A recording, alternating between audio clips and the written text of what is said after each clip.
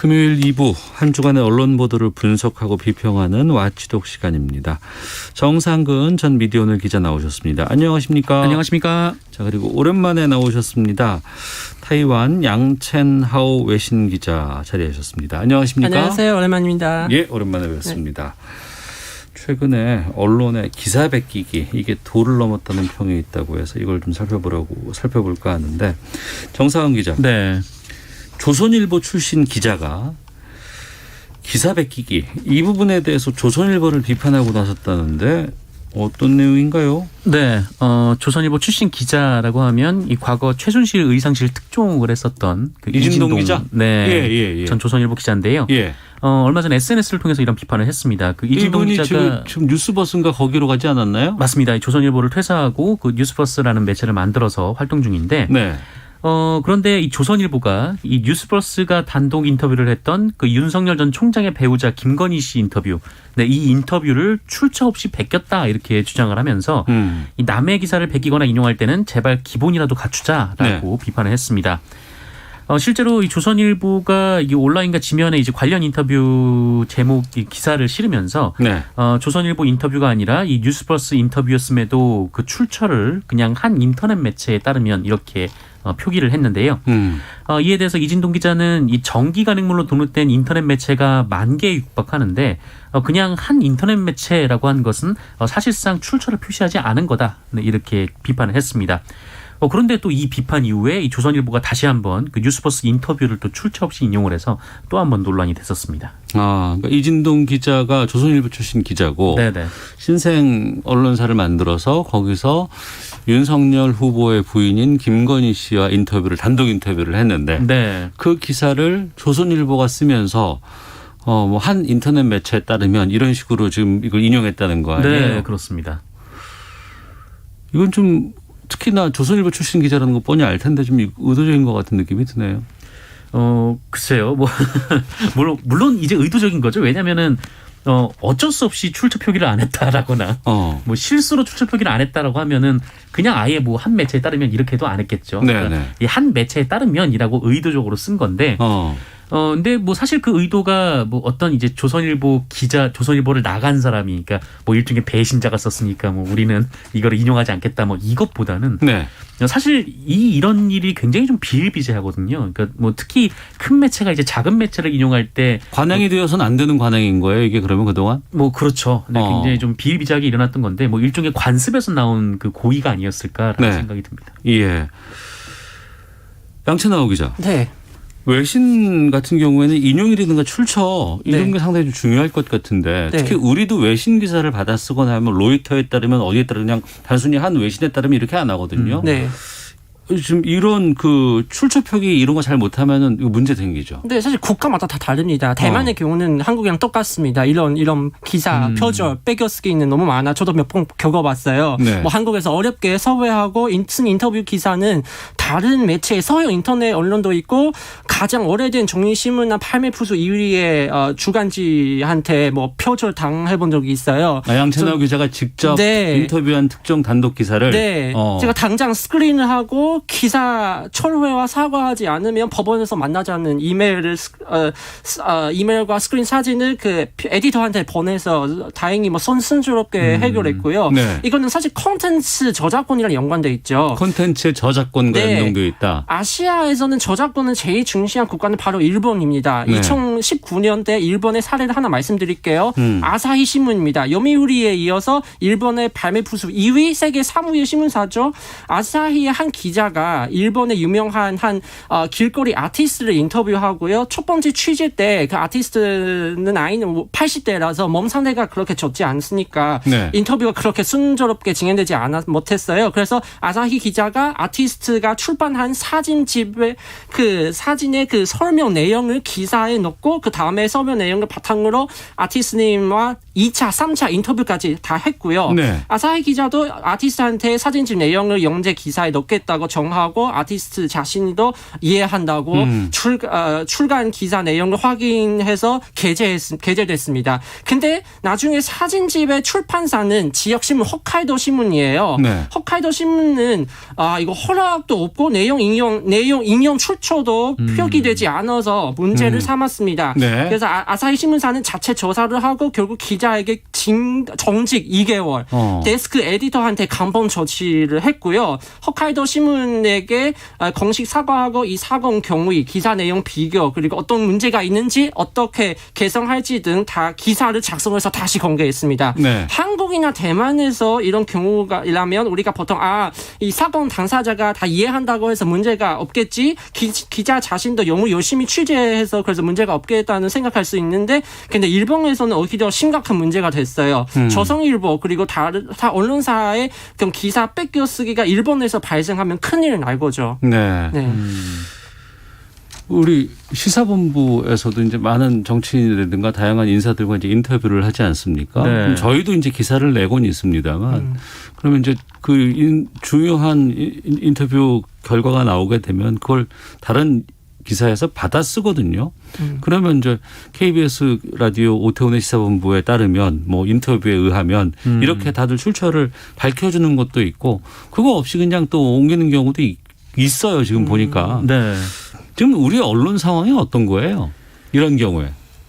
많죠. 많은데 사실 그냥 비일비재하게 이루어지고 있고 뭐 대체로 문제 삼지 않고 넘어가는 경우가 많습니다. 뭐 네. 물론 이제 그 인터뷰를 하거나 뭐 단독 기사를 낸 매체 같은 경우에는 이렇게 무단 전제한 곳이 있으면은 굉장히 좀 불쾌하죠. 근데 불쾌하고 뭐 항의를 하는 경우도 있는데 근데 뭐 항의를 받을 경우에 뭐 그냥 출처 표기를 해주는 경우도 있지만 이 대체로 그냥 아무렇지도 않게 그냥 출처 표기 없이 네. 뭐 한 매체에 따르면 뭐 한 인터넷 매체에 따르면 혹은 뭐 어떤 언론과의 통화에서 어떤 언론과의 인터뷰에서 그냥 이런 식으로 그 얼버무려서 표기하는 경우가 굉장히 많아요.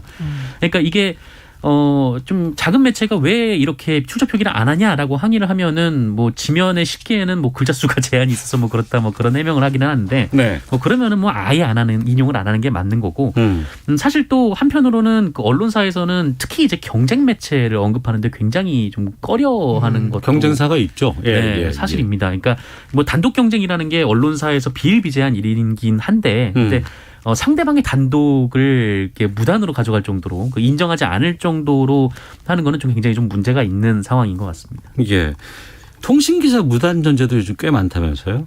많죠. 통신사. 네. 실제로 그 인터넷신문위원회라는 기구가 있는데 이게 뭐 정부 기관은 아니고 그냥 인터넷 언론사들이 모여서 만든 자율기구인데요.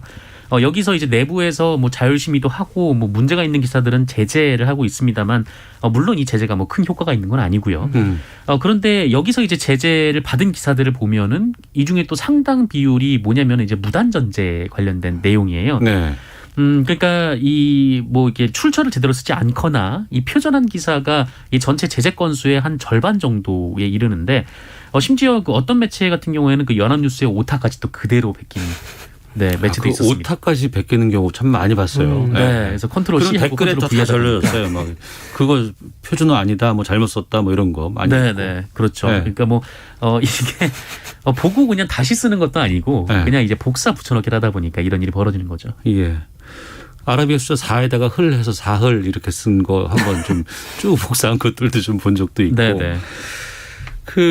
또 우리 국내 언론들이 이제 외신 같은 것들을 이제 베껴 쓰는 거 많이 있고 또 전체를 다 하는 것도 아니고 약간 좀 축약해서 하다 보니까 왜곡되는 경우도 있고 외신 기자로서 그런 상황은 어떻게 보고 있어요? 사실 인용한 사례가 제일 많이 발생한 것은 바로 언론사의 국제부 기사죠. 왜냐하면 해외 특파원이 없으면 외신의 기사 내용을 인용할 수밖에 없습니다. 네. 한국에서도 뭐 특파원이 다 여러 언론사 특파원이 있긴 있지만 근데 모든 인터넷 언론사는 거의 특파원이 없죠. 그래서 뭐 외신 아니면 큰 해외 큰 언론사의 기사를 인용만 하죠. 근데 한국에서는 또 특이한 현상이 나옵니다. 큰 언론사가 뭐 베이징, 도쿄, 워싱턴 특파원이 있는데 특파원이 취재를 잘 안 하고 계속 현지 언론의 콘텐츠만 인용을 하고요. 이렇게 하면 왜 특파원을 보냅니까? 여기서도 다 외신 볼 수 있는데. 네, 왜 해외 지국 설치하고 특파원을 보내는 게 사실 돈이 엄청 많이 쓰잖아요. 그렇죠. 근데 이렇게 하면 어떻게 경쟁력이 있는 오리지널 콘텐츠를 만듭니까? 제가 이거에 대해서 좀 의심스럽니다. 인터넷 포털도 좀 이게 문제가 될 것 같은데 이제 그 기사 같은 것들을 이제 긁어다가 뭐 블로그에다 붙여놓고 광고 씌우고 막 이런 것들 참 많이 보이거든요. 네. 그렇죠. 이게 뭐 사실 어뷰징들을 이제 언론도 굉장히 많이 하지만 그 사실 블로거 분들도 굉장히 많이 합니다. 그러니까 어떤 내용을 그 검색 기능을 통해서 확인해 보면 이게 뉴스인지 블로그인지 확인 못 하시는 경우도 꽤 많이 있어요. 네, 그러니까 블로그에 이제 광고를 여기저기 이제 붙여 놓으시고 그냥 이슈가 있으면은 그 해당 기사를 그냥 긁어서 전제를 하시는 분들도 꽤 많고 여기서 살짝만 이제 그 편집을 해서 올리시는 분들도 많은데. 그러니까 언론도 그렇고 블로그도 그렇고 계속 이런 행위를 반복을 하고 있는데 사실 말씀하신 대로 주목할 부분은 이런 행위를 하는 장소가 포털이라는 게 가장 큰 문제인 거거든요. 네. 그러니까 뭐 하나 다르게 좀 예를 들면 만약에 큰 대형마트가 있는데 거기 안에서는 이제 채소도 팔고 고기도 팔고 뭐 다양한 제품을 또 양질의 제품을 팔잖아요. 그래서 왜냐하면은 이 마트에서 그 들어오는 물건들을 검사를 하고 그렇죠. 소비자들에게 안전하게 공급할 수 있도록 그 검사를 하기 때문인데 네. 그런데 포털은 이 포털이라는 대형마트 안에서 지금 뭐 이 돈이나 벌자라는 사람들이 뭐 이렇게 소비자들에게 불량식품을 계속 팔고 있는데 그러면 소비자들끼리 알아서 판단을 하세요. 혹은 공급자들끼리 알아서 그거를 제재를 하세요. 이렇게 던져놓고 있는 상황이거든요. 그래서 이 정도 뭐 그렇다고 해서 뭐 거기에서 나오는 판매 수익을 이 마트를 운영하고 있는 포털에서 가져가지 않는 것도 아니고 상당 부분의 수익을 얻어가는데 책임은 지지 않는 뭐 이 정도면 사실상 뭐 악덕인 거죠. 악덕 기업인 거죠. 그러니까 이게 기업이 돈을 버는 존재이긴 한데 이 사회적 책임이란 게 있는데 이 포털이 거기에 충분히 좀 응하고 있는지 굉장히 좀 의아합니다. 인용 출처라든가 뭐 돈 없으면 베끼기 이런 것에 대해서는 좀 여러 곳에서 좀 경각심이 좀 필요한 것 같기도 하고 스스로들도 다들 좀 조심해야 될 것 같습니다. 자, 정상근, 양채나오 두 기자와 함께 와치독 말씀 나누고 있는데 언론중재법 관련해서 지금 문체위는 통과가 됐고 법사위로 이제 가 있는 상황인 것 같습니다. 이게 전체위에서 어떻게 통과가 될지 아니면 법사위에서 체계 작구 조정이 좀 있을지는 살펴봐야 될 것 같은데 언론중재법 개정안 가운데 그 징벌적 손해배상 여기에 대한 기자들의 여론조사가 있었다고 합니다. 정상훈 기자. 네. 기자들은 이 언론중재법 특히 징벌적 손해배상에 대해서 어떤 평가를 내리고 있습니까? 네, 한국기자협회가 여론조사를 기자들을 대상으로 1,000명을 했는데 기자들의 50.1% 그러니까 응답자의 50.1%가 해당 법안에 동의하지 않는다라고 답을 했습니다. 네. 반면에 34.3%가 뭐 매우 동의한다 혹은 어느 정도 동의한다라는 입장을 밝혔고요. 이 동의한다라고 답한 분들은 그 허위 조작 정보 생산 및 유포 근절을 이유로 가장 많이 꼽았고 그리고 언론의 사회적 책임 강화 등도 주요 이유로 꼽았습니다. 네, 그러니까 기자들 절반은 언론 대상으로 한 징벌적 손해배상 여기에 동의하지 않는 것으로 나타났다고 하고 근데 찬성 여론이 34%가 됐다는 거는 이 수치가 어떻게 보세요? 이 수치는 34%? 저는 좀 뜻밖이었어요. 그러니까 이게 뭐 그 언론사 뿐만이 아니라 지금 뭐 언론 뭐 시민단체라든지 뭐 사회단체 뭐 이런 뭐 이해관계 단체, 뭐 기자협회라든지 뭐 이런 부분들이 다 지금 반대를 하고 있는 상황이기 때문에 그럼에도 불구하고 34%의 찬성이 나왔다라는 건 저는 좀 의외였습니다. 네. 일반 시민들의 여론과는 좀 다른 거죠. 이게 정말 재밌는 게 YTN 의뢰로 리얼미터가 일반 시민들을 대상으로 관련 똑같은 법에 대해서 질문을 했거든요. 정확히 반대가 나왔어요. 그러니까 일반 시민분들 같은 경우에는 56.5%가 법안에 찬성을 했고 35.5%가 반대를 했습니다. 그러면은 반대한다는 기자들이 이제 절반 정도가 나왔는데 우려하는 점이 어떤 것들인지를 소개해 주신다면요. 일단 이 언론의 비판 기능이 약화될 것이다. 왜냐하면 소송이 잦아질 테니까 또 소송으로 뭐 큰 돈을 물을 수 있으니까 아무래도 언론이 기사를 쓰기가 쉽지 않을 것이다라는 우려가 가장 많았고 그리고 이제 그 전략적으로 이 봉쇄 소송을 할 수가 있다. 그러니까 어떤 뭐 그 큰 권력을 가지고 있는 집단이 이른바 이제 뭐 징벌적 손해배상을 무기로 너네 이 기사를 쓰면은 우리가 이걸로 걸 거야 이렇게 협박을 할 수가 있다라는 거고 또 송사가 많아지면서 업무에 지장을 받을 수 있다 이런 답변을 많이 하기도 했습니다. 네. 그러니까 기사를 쓰고 있는 기자들이 보는 시각과 또 일반 시민들이 느끼는 시각이 좀 다른 상황인 거예요. 양채나오 기자는 네. 지금 이 징벌적 손해배상제에 대해서는 어떻게 보고 있어요? 사실 각국에서는 징벌적 손해배상제가 거의 다 있죠. 그리고 뭐 비방, 무효 혹은 명예훼손 등 이런 민형사 제도가 다 있죠. 근데 특별히 언론사를 대상으로 만든 징벌적 손해배상제는 지금까지 거의 한국에서는 거의 세계 유일한 사례라고 볼 수 있습니다. 저도 계속 이 이슈를 지켜보고 다음 주에 기사를 준비할 예정이고요. 네. 지금까지 보면 이 취지가 좋은데 한국에서 다수 국민들을 더 찬성하는데 문제가 여러 가지 제기하고 싶어요. 첫 번째 문제는 허위와 조작의 정의는 도대체 무엇인가? 특히 허위와 조작. 네. 조작의 그 경계가 모호할 수 있다. 네, 특히 조작. 한 예. 언론사가 특정 이슈를 집중적으로 보도하면 적절이라고 구분되면 어떻게 될 겁니까? 그리고 사실 어느 나라에서도 자신한테 불의를 하거나 아니면 자신을 권고하는 것을 가짜 뉴스라고 규명하는 유명인이 다 많잖아요. 정치인뿐만 아니라 유명인 셀리브리티 다 있잖아요. 네. 이런 명의로 고소를 남발하면 자기가 순서하지 않다고 잘 알고 있어도 꼭 고소하면 언론 자유와 표현 자유에 대한 그런 선상이 생기겠죠. 두 번째 문제는 민주당이 계속 이 언론중재법 개정안을 수정하고 있잖아요. 네. 처음에는 뭐 정치인, 고위공직자, 대기업들은 다 청구권자에 포함되어 있고 지금은 다 제외됐지만 제외됐어요. 네, 논란이 일자 다시 수정하고 지금까지 사실 이미 두 번째 수정했죠. 네. 또 어제는 강행 통과했잖아요. 국회에서 서울의원회에서 뭐 아수라장이 되고 그럼 차라리 처음부터 여야 그리고 언론 관계자, 법률학자, 시민단체들 같이 모여서 토론을 하고 공감대를 형성하고 또 제대로 된 법안책을 만들고 입법하는 게 더 낫지 않을까요?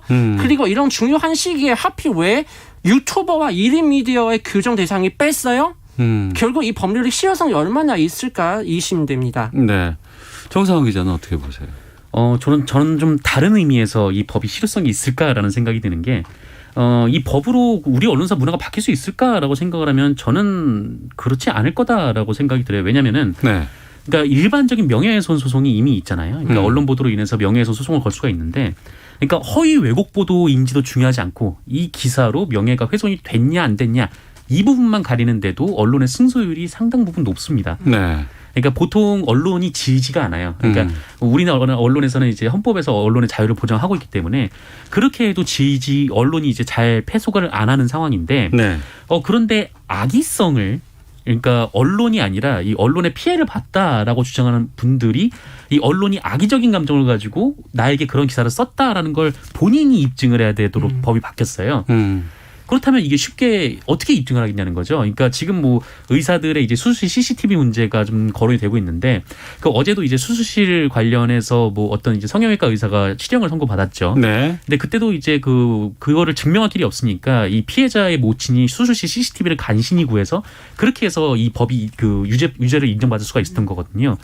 그런데 역으로 또 기자들 같은 경우에는 이 언론사가 아니라 또 피해자분들이 그거를 증명을 해야 되는 상황으로 법이 또 바뀌었기 때문에 과연 이 법이 효용성이 실제로 있을 것인가 저는 거기에 좀 의문입니다. 네. 뭐 글쎄요, 뭐 8월 내 처리를 하겠다, 뭐 이런 뭐 얘기도 들리고 아니다, 좀 법사위에서 뭐 여러 가지 좀 조정이 좀 있을 것이다라는 얘기들도 들리는데 언론 자유에 대해서 우리 국민들은 많이 공감을 하고 이건 꼭 지켜야 된다는 생각은 많이들 갖고 계시는 것 같아요. 그런데 정작 최근에 여러 가지 언론이라든가 기자를 바라보는 시각은 그와는 또 별개의 또 느낌일 수도 있는 것 같고요. 참 모르겠습니다. 이렇게 요즘도 기자들 사기가 많이 좀 떨어져 있다고 하고 또 네. 기자들 또 언론사를 바라보는 일반 여론들의 분위기도 좀 많이 바뀐 것 같아서 좀 지켜보도록 하겠습니다. 뭐 그렇게 제가 말씀 못 드리겠네요. 되게 무겁네요. 예. 자, 와치독 살펴봤습니다. 정상근 기자, 양채나오 기자 두 분과 함께했습니다. 두 분 오늘 말씀 고맙습니다. 고맙습니다. 네.